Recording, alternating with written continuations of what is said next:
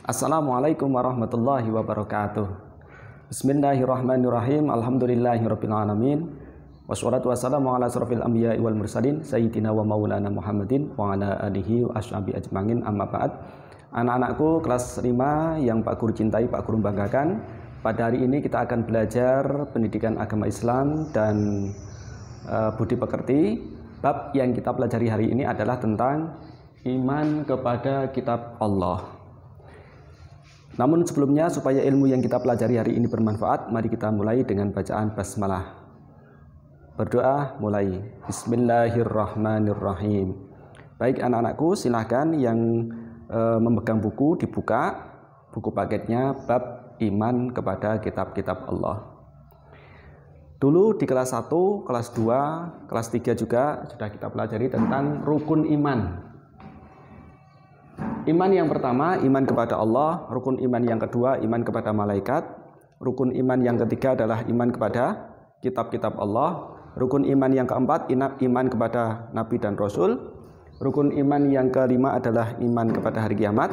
Rukun iman yang terakhir, yang keenam adalah iman kepada qadha dan qadar. Nah, kita mempelajari rukun iman yang ketiga, iman kepada kitab Allah. Secara bahasa, iman artinya percaya dan yakin. Nah, iman kepada kitab Allah berarti percaya dan yakin bahwa Allah menurunkan kitab kepada rasul-rasulnya atau utusan-utusannya. Ada banyak sekali lembaran atau suhuf yang diturunkan kepada para rasul, para nabi. Nah, contohnya ada lembaran atau suhuf yang diturunkan kepada Nabi Ibrahim. Ada juga yang diturunkan kepada Nabi Sis dan rasul-rasul yang lain. Tetapi yang wajib kita ketahui yaitu ada 4 kitab yang diturunkan oleh Allah sekaligus rasul yang menerimanya. Nah, ini kita fokus belajar di situ. Yang pertama adalah Taurat. Taurat diturunkan kepada Nabi Musa. Isinya apa? Secara umum yang terkenal adalah ini 10 perintah Tuhan. Ada 10 perintah Tuhan yang ada di dalam kitab Taurat. Di antaranya adalah bersaksi bahwa tiada Tuhan selain Allah. Kemudian selain Allah tidak boleh disembah, termasuk berhala atau patung-patung yang dibuat. Tidak boleh menyebut Allah dengan sia-sia. Tidak boleh berzina, tidak boleh mencuri, tidak boleh mengambil istri orang. Tidak dibenarkan menjadi saksi palsu. Tidak boleh mencuri, dan hari Sabtu sebagai hari yang sakral bagi mereka, hari besar umat Yahudi, hari Sabtu. Sehingga dulu orang-orang Yahudi atau kaumnya Nabi Musa ini banyak memuliakan hari Sabtu. Nah, itu adalah beberapa isi tentang Taurat. Taurat diturunkan kepada Nabi Musa. Kemudian ada Zabur. Kitab Zabur diturunkan kepada Nabi Daud. Kita tahu bahwa Nabi Daud ini adalah ayahnya daripada Nabi Sulaiman. Isinya tentang pujian, zikir, doa, dan nasihat. Kitab Zabur ini juga menyempurnakan dari kitab Taurat. Nah, kitab Zabur berisi tentang pujian, zikir, doa, dan nasihat. Kita tahu bahwa Nabi Daud itu punya mukjizat, suaranya merdu sekali. Ketika memuji Allah, berzikir, menyenandungkan puji-pujian, banyak hewan, burung khususnya, itu mendengarkan daripada pujian Nabi Daud. Saking indahnya suara-suara pujian dari Nabi Daud. Kemudian yang ketiga adalah tentang Injil. Kitab Injil diturunkan kepada Nabi Isa. Nah, kitab Injil juga menyempurnakan dari kitab Zabur. Kitab Injil ini banyak berisi tentang ibadah-ibadah menyempurnakan dari kaum Bani Israel, ibadah kaum Bani Israel yang diselewengkan, atau syariat-syariat, isi-isi daripada kitab Taurat yang diselewengkan oleh kaum Bani Israel. Nah, tugas Nabi Musa adalah meluruskan kembali akidah atau syariat dari kitab-kitab terdahulu dari ibadah-ibadah kaum Bani Israel yang menyelewengkan daripada kitab-kitab terdahulu. Kemudian yang keempat, kitab kita semuanya terakhir Al-Quran diturunkan kepada Nabi Muhammad SAW, kepada Nabi Muhammad. Nah, ini kitab terakhir, kitab yang menjadi penyempurna dari kitab-kitab terdahulu. Ini sudah lengkap, sudah sempurna sekali Al-Quran. Kalau sudah sempurna, berarti tidak ada lagi kitab setelah Al-Quran, tidak ada lagi, karena ini menjadi penyempurna dari kitab-kitab terdahulu. Nah, titik sampai di sini ya. Nah, fungsi daripada kitab suci yang diturunkan Allah kepada Rasulnya adalah, nah ini secara umum, secara keseluruhan, fungsi Allah menurunkan kitab kepada Rasulnya untuk umatnya itu adalah fungsinya sebagai pedoman, sebagai rujukan, pedoman hidup bagi umatnya. Supaya apa? Supaya dalam hidup di dunia ini memperoleh keselamatan, kedamaian, kemuliaan, keberuntungan, kebahagiaan, dan nantinya di akhirat juga akan mendapatkan keselamatan, keberuntungan, kemuliaan. Jadi ini sebagai pedoman, buku panduan, pedoman hidup di dunia, supaya mendapatkan ridho dari Allah Subhanahu wa Ta'ala. Ini secara umum fungsi daripada Al-Quran. Jadi kitab suci itu mengatur manusia, mengatur makhluk, supaya tahu bagaimana caranya hidup, bagaimana caranya beribadah kepada Allah, bagaimana bertingkah laku. Nah, ini fungsinya daripada kitab suci.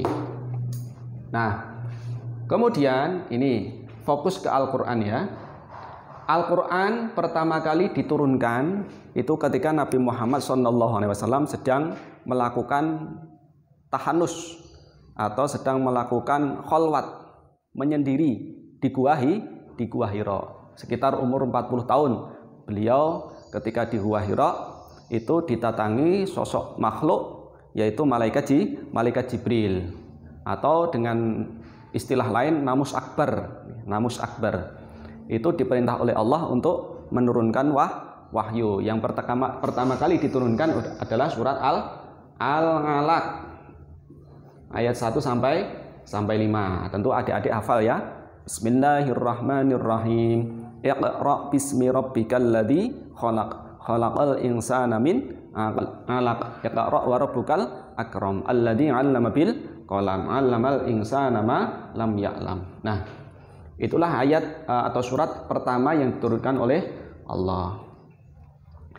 Terus turun-temurun terus sampai sekitar 22 tahun, 2 bulan, 22 hari. Atau ketika misalnya dibulatkan menjadi 23 tahun. Nah, 23 tahun ini sekitar 13 tahun ini turun di Mekah, 10 tahun turun di Madinah. Jadi ada 2 kota yang menjadi tempat turunnya Al-Quran, yaitu di Mekah dan di Madinah. Di Mekah 13 tahun, di Madinah 10 tahun. Sehingga 2 kota itu dilindungi oleh malaikat.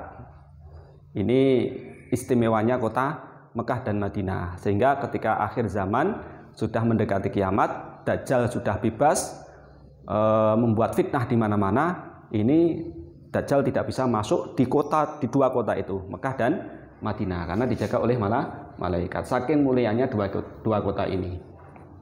Nah, Al-Quran ini berisi tentang akidah, tentang tauhid, tentang hukum-hukum, tentang tarikh atau sejarah nabi-nabi terdahulu, kemudian tentang ibadah, sholat, puasa, dan sebagainya, tentang sedekah, sedekah, zakat, dan sebagainya.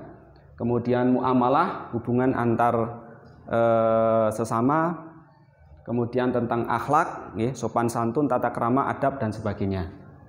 Ini secara umum isi daripada Al-Quran. Nah, untuk bisa membedakan mana yang turun di kota Mekah, mana yang turun di kota Madinah, ini ada beberapa ciri Ini secara umum yang bisa kita pelajari. Kalau surat atau Al-Quran itu turun di Mekah, ini biasa disebut dengan surat Makiyah. Cirinya suratnya pendek. Suratnya pendek-pendek atau ayatnya pendek-pendek. Contoh misalnya surat An-Nas, surat Al-Ikhlas, surat Al-Kafirun. Apalagi surat Al-Lahab. Kan pendek-pendek. Ini turun di Mekah. Turun sebelum Nabi Muhammad hijrah ke Madinah. Ini biasanya berisi tentang tauhid, berisi tentang tauhid. Supaya kaum Quraisy waktu itu meninggalkan berhala, meninggalkan kemusyrikan, mengesahkan Allah. Supaya mengesahkan Allah. Kemudian dimulai biasanya dengan ya ayuhan nas, wahai manusia. Itu ciri-ciri surat Makiyah. Kemudian ciri-ciri surat Madaniyah. Biasanya surat atau ayatnya panjang-panjang. Misalnya surat Al-Baqarah, Al-Maidah, An-Nisa, kan panjang-panjang itu. Nah, turun di Madinah berarti turun setelah Nabi Muhammad hijrah ke Madinah. Biasanya berisi tentang hukum-hukum. Jadi sudah agak jelimet, sudah agak rumit pembahasannya. Nah, ini turun di Madinah. Juga berisi tentang tarikh ibadah dan sebagainya. Biasanya juga diawali dengan ya ayyuhalladzina amanu, karena sudah banyak yang beriman di Madinah, berkembang pesat umat Islam di Madinah. Biasanya diawali ayat tersebut dengan ya ayyuhalladzina amanu. Nah, ini adalah penjelasan singkat tentang iman kepada kitab Allah. Jadi kalau disimpulkan, mengapa kita mempelajari ini? Supaya kita tekun, rajin, semangat untuk mempelajari Al-Quran. Al-Quran yang biasa kita kaji dari mulai kita belajar membaca, belajar tajwid, belajar menghafal, belajar mengartikan, kemudian lebih meningkat lagi belajar mengamalkan. Tujuan tidak lain adalah supaya kita tahu bagaimana caranya supaya ibadah dengan benar, supaya hidup kita bisa selamat baik di dunia maupun di akhirat. Kita berpedoman pada Al-Quran tersebut, sehingga kita harus terus bersemangat, jangan putus asa untuk belajar Al-Quran, dan meyakini, yang penting meyakini bahwa Al-Quran tersebut yang kita pelajari itu adalah wahyu dari Allah Subhanahu wa Ta'ala yang diturunkan kepada Nabi Muhammad SAW. Semoga kita diberi hidayah, taufik, pertolongan oleh Allah, bisa mempelajari Al-Quran, bisa mengamalkan, dan juga mendapatkan ridho dari Allah Subhanahu wa Ta'ala. Sekian penjelasan singkat tentang iman kepada kitab Allah. Mari kita akhiri dengan bacaan hamdalah. Alhamdulillahirabbil alamin. Wassalamualaikum warahmatullahi wabarakatuh.